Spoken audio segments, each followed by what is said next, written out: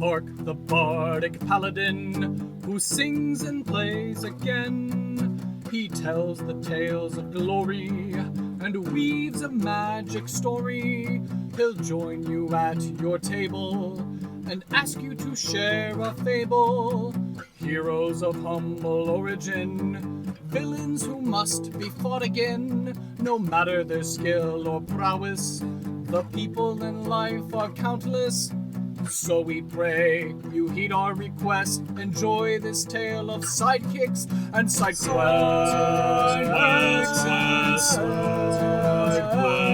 And side quests.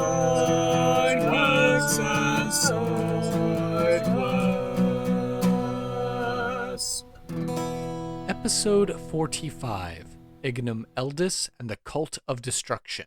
Welcome to Sidekicks and Side Quests, the Dungeons & Dragons podcast that helps to put humans back into humanity and breathe life into your campaign NPCs with backstory and bravado. That's right, we're building a world, one character at a time. I am your host, Seth Crenwelge, the Bardic Paladin, and I'll be joining Seth Crenwelge's table in the levitating platter.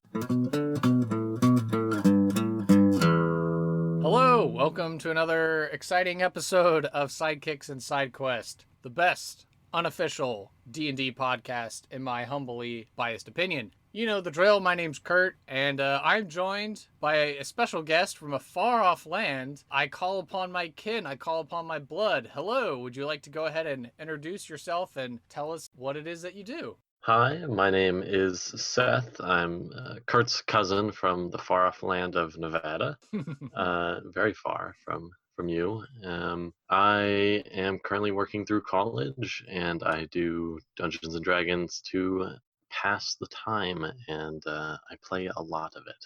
Awesome. So that goes right into the next question then. Do you currently or have you ever played Dungeons & Dragons, and how did you get your start? Because, forgive me, there is a generational difference between my cousin and I, so, I am much older than he. As he stated, he's working his way through college, and I am definitely post-college by this point in time. So tell me how you got into the hobby. When did you get your start? So I got in probably around 2 or 3 years ago. I've known of Dungeons & Dragons for a long time, and I've always wanted to play it, but I never really found a group of people willing to do so until I started my job as a lifeguard, and I met a bunch of people there, and they all played D&D, and one of them was leaving to go on a mission because they were part of LDS. And so I essentially took that person's spot. We started a new campaign, and then that's pretty much how I got introduced to it. I remember my first character I ever made, not one that I took over, was a monk. His name was Ost, and he was murdered in like the second session. It was a brutal dungeon that we had to go through. Well, there you go. Getting thrown into the fire and shown what the game is like and what it's all about. Yes. Cool. Well, as we are breezing our way through these questions, do you happen to have a favorite sidekick from any of the games that you've played in, or maybe a video game or a movie, etc.? And why are they your favorite sidekick? As far as from video games, I don't really know if it counts as a sidekick, but I really like the Assassin's Creed series with Ezio and Altair, like the first, like up until like Brotherhood and Revelations, and then I kind of dropped them. But I really like that storyline, along with the God of War with Kratos. I think his character is really interesting, and how he goes about slaying gods, because that's always fun. So those two, and then from Dungeons and Dragons, I know some of the lore of the universe, not a ton, but I do really like Vecna. I had to do some digging to find out about Vecna, kind of an older character, but I really enjoyed the lore on him as well. Yes, he is definitely a quintessential villain to put in your campaign. I know Critical Role certainly battled Vecna on the finale of their first campaign. So definitely, Vecna is very popular still to this day. So that's cool. And his magic items are super cool. His magic items are super cool, but they come at a price. So, be careful if you want to take hold of them. What about a side quest? Do you happen to have a favorite side quest from anything, video game, D&D, etc.? And why is it your favorite side quest? Yeah, there was. It's actually from a campaign that I'm playing now. I'm going to reference this campaign a lot later on, just because of the format, and I'm bringing a character in from that campaign later on. This campaign is fairly unique because the way it's run with two DMs. There's a good party DM and a bad party DM, and there's two parties playing the same world, and the sessions happen at different times. But essentially, my party is a bad party, so I have an evil character. Oh, okay. Not to get into the character right now. Essentially, we went to hell and we traveled through the layers, through 4 layers, to get to my character's father and to confront him about some stuff. And a lot of interesting things happened, and my character got some cool boons and items, and it was a really interesting side quest having to travel through 4 layers of hell. So you got your upgrades and all that for your character, and so this character is still kicking and accomplishing their goals? Yes, they are still alive. It's a Gestalt campaign, so very like intense, a lot of stuff to remember, and a lot of class abilities and whatnot, and it's very, very fun. Hello everyone, I just want to take a moment to tell you about my first ever sponsor, Plus One EXP. Tony Vicinda is the mastermind behind this trifecta of triumph. He produces tabletop-themed beard balms, beard-themed tabletop RPGs, and helps to support additional tabletop content creators on Patreon. Now, each of his beard balms is flavored after the basic stats from D&D. Do you need some strength for your beard? Why, apply and feel yourself empowered with the scent of pine and cedar with a minty edge. If you're feeling rather charismatic, apply a balm of sweet-smelling amber, clove, and pipe tobacco. Each one of these balms is unique in its makeup. And of course, don't forget, Tony developed a whole RPG that allows you to harness your facial ferocity and hair-raising adventures. You can snag a copy of that game as well as a style stencil, enamel pin, or a map of the Whiskerverse. And finally, aside from all of the awesome interviews and actual plays Tony has on Plus One EXP, every purchase you make feeds into the Plus One Forward program, which supports small indie content creators to continue making amazing tabletop RPG content.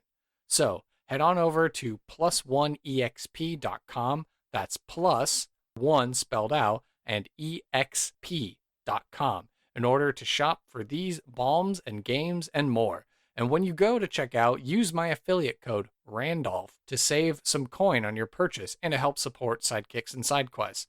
How else do you think our tavern keeper at the Levitating Platter is going to keep his silver beard so awesome? Once again, the code is Randolph, like how it's spelled on episode 2 and his write-up, in order to save on your order and help support the show. So thank you so much, and now back to the podcast. And then as we round out the personal interview section, what are you passionate about and why?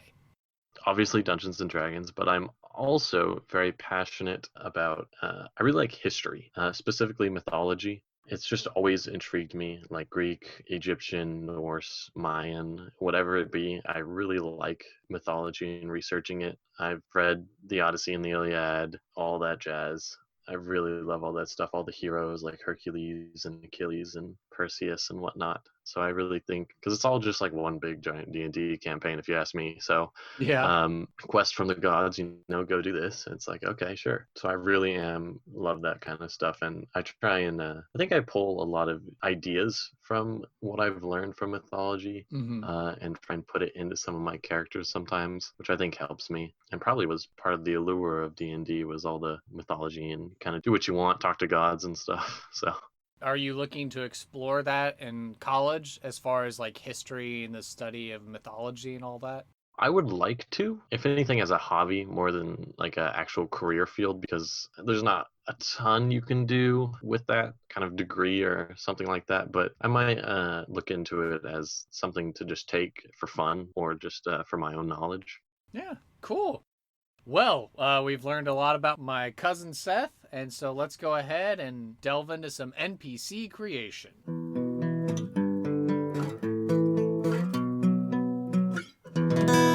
All right, so the This is the part of the show where we get to make an NPC. And before we started, you said you had a character in mind. Is that correct? Yes, I do. Perfect. So what is the character's name? His name is Ignum Eldeus. He is a tiefling. Okay, perfect. That goes into the next question, which is the ancestry. So tiefling. Okay. What is the job or role of this character? He is he's not a good person. As far as the ancestry goes, I actually have a little bit more on that because I'm playing this character in the campaign I mentioned earlier, and I am also building my own homebrew world, and I made that character an NPC. So I've since fleshed him out a lot. Okay. So as far as like lineage goes, he was born part of a doomsday cult of sorts.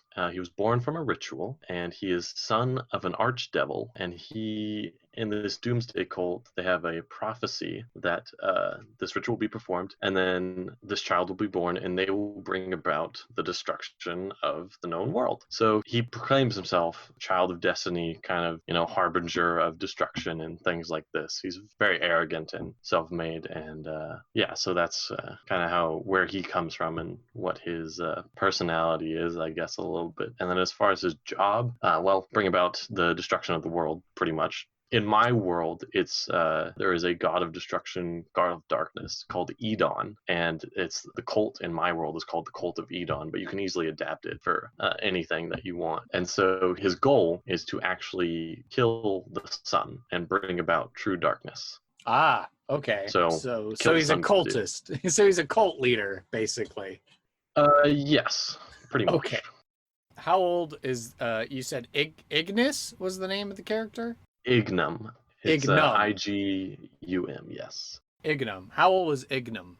The way I'm playing him right now, he's 30, but as an NPC in my world, I've aged him up a bunch so he can have more experience in the world and actually be a big player like a BBEG in my world. You're playing the backstory of the NPC version that you hope to roll out later in the future. Yes. If he's 30 right now as you're playing him in your campaign, then probably at least double that, so maybe 60 or so is what you're thinking? 60 or so, yeah. Tieflings tend to live a little bit longer than humans, so yeah, probably 60, 70 in that range. Also, he is a wizard. I don't know, I think that's one of your questions, right? Well, that could tie in with the job or role. So wizard, cult leader, wizard. Okay, that makes sense. Specifically, either conjuration or necromancy. And if you really want to get fancy, you can multi-class or Gestalt him as a cleric as well, because he's also a cultist. Yeah. I play him right now as a death cleric. Okay. So he's a conjuration wizard death cleric as a PC. Let's describe the physical appearance of our cult leader here. He is tall, probably like 6'1", 6'2", very skinny built, but like very lean and muscular.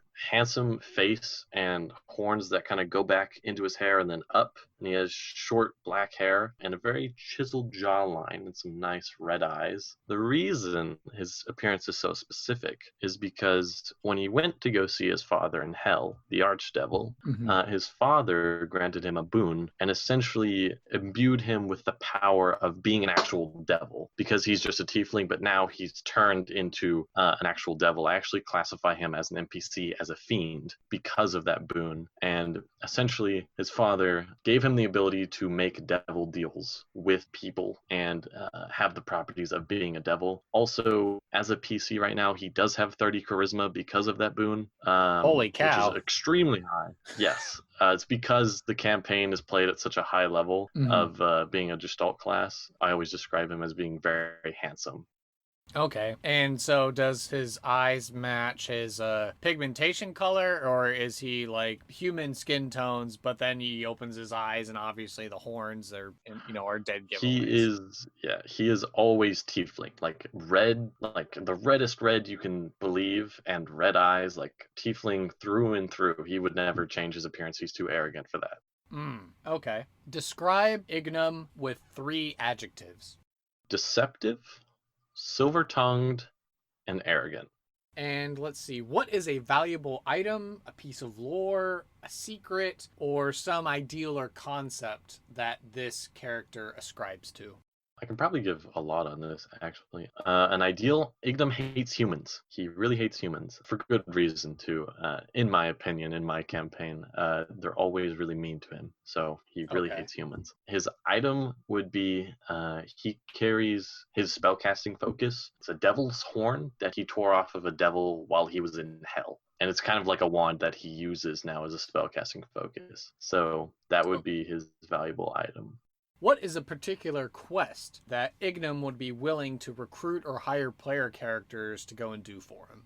He would definitely hire someone, like an adventuring party, to go retrieve something for him that he just felt was beneath him or didn't have the time for. And he would definitely lie about, like, if it's some powerful artifact that he wants, he would definitely be like, oh, someone stole it from me, or oh, like, don't use it because it's dangerous. He would pose as a good person to get the party to bring him the item, and then he would give them a reward. Probably be like a backwards reward, like a cursed magic item or something of the sort that would end up screwing them over later.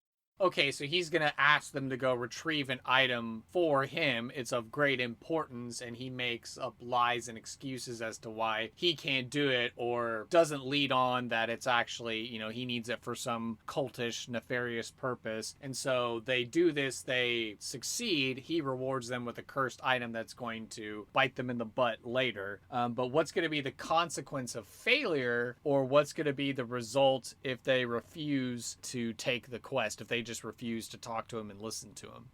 If they refuse to talk to him, it depends on if he really wants them to go and do it. Because if he really wanted you to go and do something for him, then he would, and you refused him, then he would probably either get one of his subordinates to go give you a similar sort of quest, or he would disguise himself, probably using a spell or something, and change his appearance and go about it that way. Although he really kind of doesn't like changing his own appearance. He's very proud of himself. So most likely he would probably get a subordinate to try and go and bug you again if you refused him. And then if you failed, it depends how badly. Sure. If you failed really badly, he'd probably try and kill you. If you just messed up, then he probably just wouldn't give you a reward and blow you off and think that you're useless, unless of course he had another use for you that he could then use. He might send you on another quest as like a redemption quest, but really it's a suicide mission. So Okay, so in the example you provided of, they refuse the call, and so he sends a subordinate, or maybe even himself, even though he wouldn't want to, disguises himself to offer the quest again. If the player characters are not taking the hook, they're not taking the bait, ultimately what's going to happen? It would depend on how significant the player characters are to him, because if they're just some adventurers that he's trying to get to do a quest, then he would probably go get other adventurers and just be like, okay, they're not going to do it. But if they are significant to him in a way that he really wants them to do this because he's going to screw them over through doing this, if it was a really important item, he would just go get it himself. Nobody else would do it. And then he'd probably end up going back and having the party face his wrath for refusing him, because he's very used to getting what he wants. Being raised in a cult environment where he is the child of destiny, everyone pretty much did everything he said and wanted from a very young age. So he does not like it when people say no. Okay, so there's the tension, there's the drama. So, he keeps sweetening the deal, he incentivizes them more and more, but they keep saying no. Eventually, he just goes and does whatever he, needs to get done himself, and then he's just going to bring his full force, his full wrath of himself and probably his cult to go hunt down the party and be like, well, you spurned me one too many times, and I'm a bit of a narcissist, and I can't handle the fact that I was rejected, so I must now murder you all. Exactly. What are the goals and motivations of your character? So, like I said earlier, however you decide to implement him into whatever world you have, his goal in the end would be destruction of some sort. Like I said, in my world, he wants to destroy the sun to invoke total darkness for his god. But if you want to incorporate that in some other kind of world, it could just be destruction of a kingdom or a land or a place or something like that. He is a very chaotic person. The way he goes about it is very specific. He's not... So he's more lawful evil? Yeah, he's way more lawful evil than anything, because he has his own kind of code, as most devils are lawful evil. he has a very specific way about going about things. He wouldn't just walk into a city and start shooting off fireballs. It's much more methodical. As much as he is a narcissist and wants attention on himself, he also realizes, okay, sometimes I need to go about this in a different way, in a bit more of a light-handed way. Can't just punch my way through everything. Like, he's not dumb. How do his goals and motivations affect his personality? They affect him a lot. If you ever meet Ignum and it's not in a situation where he's trying to conceal himself or be incognito, you will probably figure out he's the son of an archdevil within like 5 minutes of talking to him, because he's very loud and proclamative, I'm the son of an archdevil, he's very like, this is me. And his goals, he likes to keep his cult and everything secret. You really won't figure that out by talking to him, unless you are in his like trusted circle. So the fact that he's a cult leader and he wants to destroy something is not something you're going to talk out of him unless you've like gained his favor in some significant way. How does Ignum normally interact with, say, like family, friends, and peers versus enemies and rivals versus people that he works with or that report to him, or versus player characters? Are there different ways that he interacts with those different kinds of groups? Oh, most certainly. With friends and peers and things like that, he will probably not be as verbose and arrogant and like full of himself around them. He still will be, just not as much. He won't play it up as much because they have been with him for a long time, so they already know what he is about. They already know him and his goals and things like that, so he doesn't need to feel the need to proclaim himself to them. If it's with an enemy, he is most certainly going to be the most intimidating, creepy, and person that he can be. I have an example. I just had a fight when I was a PC playing Ignum, and there was a fight, and Ignum didn't really want to join the fight, but one of his party members was like, "Can you please join?" And so Ignum said, "If I must, then I will." And then he banished someone. So immediately it was like on his turn. It was a very like climactic moment. It was very nice. So he likes to be intimidating and be a big presence when he is fighting his enemies. With his subordinates, he's definitely an authoritarian. Like, I say this, it gets done now, not later, and you don't talk back. Because if you do, you're going to get like thrown in a dungeon or something. And then with PCs, it would depend on the relationship. They're just meeting him. He's going to be very charismatic, very verbose and sly. He's going to try and get in good with their favor and act like a good person to try and get them to trust him, so he can later use them and then screw them over. But if the PCs are enemies, it's going to be the same thing. He's going to be very intimidating, have a lot of presence in the room, and just call attention to himself in a fight, because he wants everyone to know that he can kill you, and he will. Is there a particular accent or way that he talks in general? Does he have any idiosyncrasies? Despite having 30 charisma in my campaign, or in the campaign that I am playing him, he stumbles over his words, not in a stuttering way, but he is not very socialized, because he's lived in a cult where everyone has accepted him and what he said for so long. When he actually goes out in public and talks to people, just like as a person, he is not really sure how to interact with them, because he doesn't have a lot of experience in that domain. So he normally says things that people find kind of weird and off-putting, and the way he speaks is like this. "Hello, I am Ignum, and I am the son of the archdevil." Very deep, very proud, and very loud. Very Severus Snape sounding. "Hello, yes, Mr. kind Potter." of in that way. Yeah, a little bit less like kind of nasally than that, but yes, very, very kind of like that. Okay. I've had many conversations in my campaign where Ignum, despite being the most charismatic person out of the party, just completely biffs the conversation purely because he just doesn't have a lot of people skills. What impact has Ignum made on the world? How has he shaped the local area? He will have had his cult infiltrate into political situations and climates in the area, just as a way to kind of shift the balance of power how he wants it, so his goals can be accomplished. And he will probably have a network of spies and information running as well, just so he gets the most out of everything. He likes to know things. He likes to be all knowledgeable, so he can know what to do next. He also, quick little relationship thing with Ignum. He has a very close relationship with his mother. They are, if there was going to be a co-leader of the cult, it would be his mother. His mother's name is Runi, R-U-N-I, Runi Celindia. They have different last names for the pure purpose of them not being correlated together, because this is getting into a little bit deeper into his lore, but his mother, typically the way I made her as an NPC and the way she is in the campaign that I'm playing Ignum, she's a very big person in the world politics, but she's in a secret cult, and she also doesn't want people to know she has, a devil child and who's trying to destroy the world. So they're trying to keep the relationship separate, but they're also very close. So yeah, he would sorry, back to the original question. He would definitely have spies running and trying to infiltrate and worm his way into almost everything he could, even if it's like small things like local businesses and things like that. He would definitely want to try and control everything as best he could. Does Ignum have any current problems that prevent him from being a bigger player on the stage? Kind of.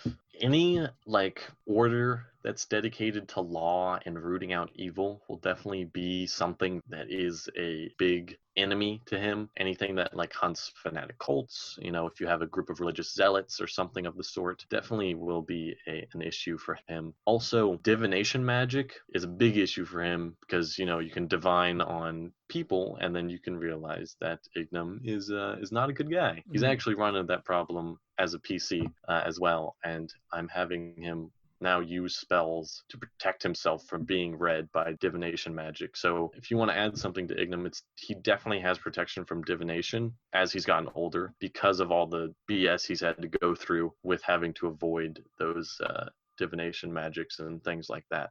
Well, I think we've learned quite a bit about our NPC, so now I think it's only fitting to throw him into a random encounter.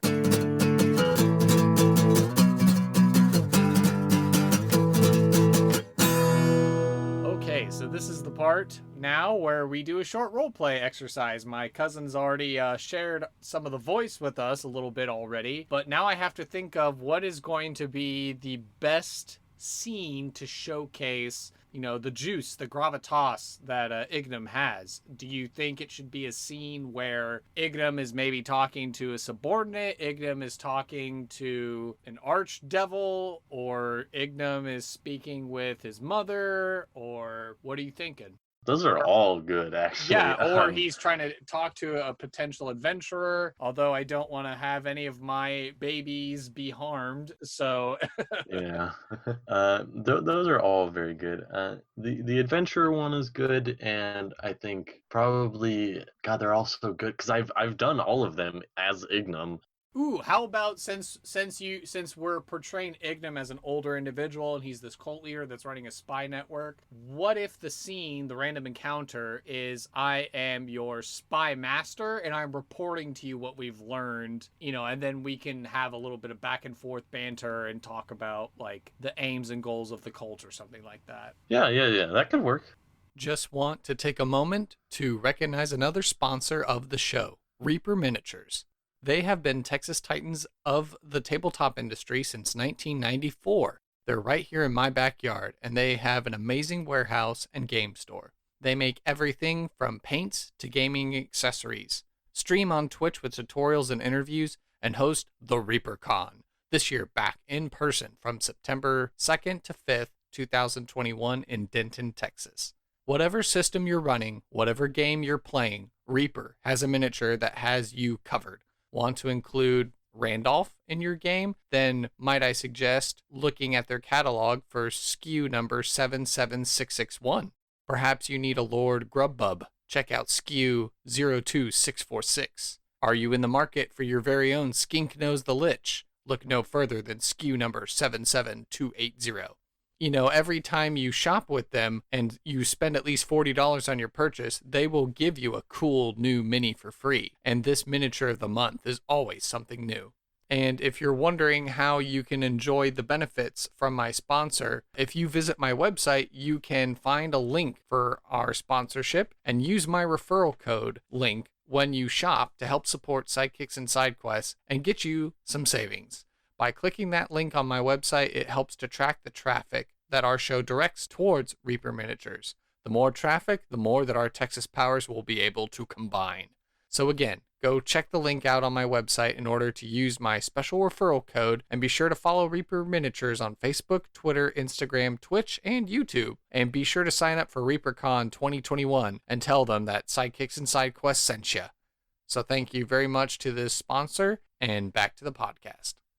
So we'll set the scene. So it's a sleepy little hamlet nestled in the hills. We're seeing, far off in the distance, there's a great castle and a royal city in the distance. And as we pan in on the hamlet, we see a simple house, and then the house pans down and we go into a basement, catacombs and all this stuff, and it goes down, down, down deeper until we see this imposingly charismatic but older tiefling fiendish devil hybrid figure, and approaching him with a torch in hand looks to be a human female, we'll say in her early 20s, does like a hand on her chest and kind of bows and goes, "My lord, I come bearing the newest intel that I've received from the village above." Spit it out. "Yes, my lord. I have heard tell that the farmers are getting ready with their latest grain shipments to be delivered to the royal city for the king as he makes ready for the harvest festival." I want the harvest poisoned. They should not eat. Once the attrition is done, I think we will take the castle. "Oh, my lord, are we ready to execute on the plans?" Of course we are. I'm always ready. Now poison the grain. Yes, my lord, of course, at once." And she'll bow and salute. She'll start running off down the halls, and she'll start clamoring and being like, all right, get the poison ready. We got to go take care of that. When she walks away, he would have scoffed and humans. All right, and scene. Okay, that was a, short little vignette there, but, got a little bit of a peek into is just all right, we're just going to poison the grain and let the attrition happen, and then we're going to make our plan to attack the kingdom then and destroy it. So, wow. Yeah, that's how I haven't played him too much as an older character, but I figured he would had a plan in mind and probably have been waiting for something of the sort so he could have the opportunity. Right. I like the little beat you took at the end with his spy master as this female human, even though, she gets things done for him. At the same time, he kind of despises her at the same time, which is interesting. Even if they're under his employ, he still does not like humans. Well, we're heading into the final section of our show, the final thoughts section. So I have to ask you, my cousin Seth, what did you think of your experience on Sidekicks and SideQuests? I enjoyed it a lot. I think this actually gave me a lot of insight to how I'm going to play an older Ignum in my own homebrew campaign, because I haven't really thought about playing him while he's older yet. It'd be interesting to see how he develops. So you've definitely given me some things to think about and work with in my own campaign that I'm making. So definitely very insightful. I enjoyed this a lot. I'm glad to share my passion with anyone, with you and with your listeners as well. Well, thank you very much. I know I certainly can't take all the credit. I know I've been inspired by countless other dungeon masters to try and figure out a way to make this format and this show work to just, make us think a little bit more about the NPCs in our game, and to, maybe give a little bit of a reprieve for dungeon masters so they're not always having to come up with NPCs on the spot, that we can actually have fully fleshed out NPCs. Well, thank you for that. I didn't realize how much I actually had until I started talking about it. He's probably the most developed character I've ever made or played as. Mm-hmm. It's very nice. I like to always give my guest a soapbox, a little platform at the end to plug anything that they've got going on, whether it's a project, it's a cause, or social medias or whatever. I turn it over to you. Whatever you got, let us know where people can find you or what you care about. I don't really have too much social media or projects going on right now. All I can say is play more Dungeons and Dragons, man. That's all I can say. Is spread the love of Dungeons and Dragons everywhere. That's what I want. I want more people to play with. I want more groups, and I want more ideas from different people. I think coming together as a community, even like this, is a beautiful thing. Mm-hmm. And I'm proud to be part of the Dungeons and Dragons community. I'm proud to be a nerd. Seth, I thank you for your time. Thanks for being an awesome guest. And like you said, we encourage people to play more D&D. So until next time, be seeing you later and have a good one. See ya.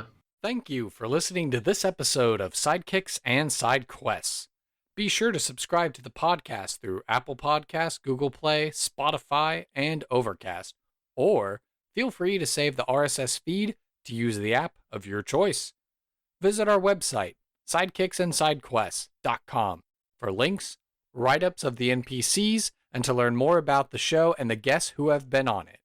To stay up to date and interact via social media, you can follow the podcast on Facebook, Twitter, and Reddit by searching for SideKQ Podcast. I would love to talk D&D and showcase your fan art, stories of how you used our NPCs, discussions, and commentary. If you would like to hail the bard, send an email to sidekicksandsidequests@gmail.com. To help this show be the resource it's meant to be, I ask that you please leave a review on iTunes to help spread the word, and share our show with your friends and family. Whether you're a veteran player or an aspiring dungeon master, there's something here for everyone, and I want to hear about it. Sidekicks and Side Quests is unofficial fan content permitted under the fan content policy, meaning I'm not approved or endorsed by Wizards. Portions of the materials used are property of Wizards of the Coast, copyright Wizards of the Coast, LLC. Thank you for your support, and I'll see you at the pub next time.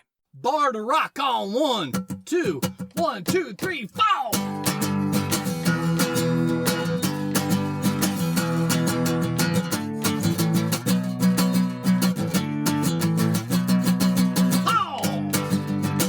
Sidekicks and Sidekicks.